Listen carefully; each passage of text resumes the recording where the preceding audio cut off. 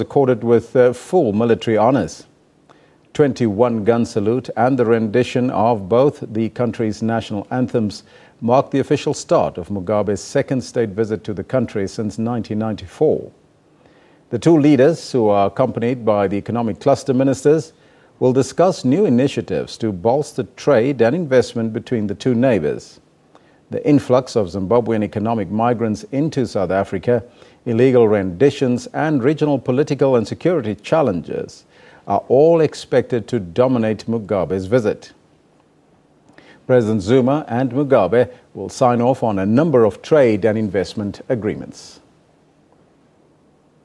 Now, earlier I spoke to our SABC News contributing editor Vuyo Mvoko, and this is what he said about today's historic visit.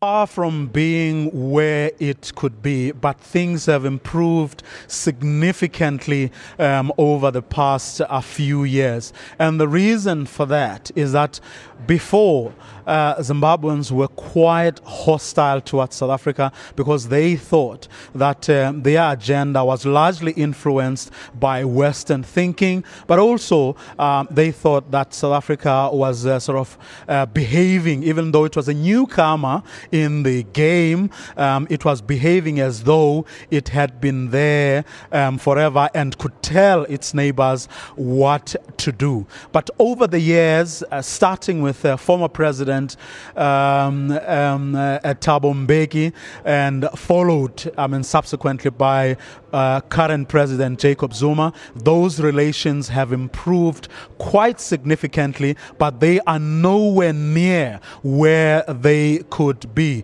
But there have been sort of like tangible gains, so to speak, especially for Zimbabwe. Remember, President Mugabe was quite hostile and wouldn't listen to anything that South Africans had to say. But over the years, they sort of, they were patient with him and they tried steadily to win him over to their thinking. And that is when you saw President Mugabe warming up to Morgan Tsvangirai. That's when you saw a government of national unity, which incidentally has actually, President Mugabe and ZANU-PF are the ones who gained from that, and not so much, South Africa. So he is much more amenable now to listening to what South Africa has to say than was ever the case before. And that is because there have been tangible gains for himself, because remember, he faced the biggest political challenge to his continued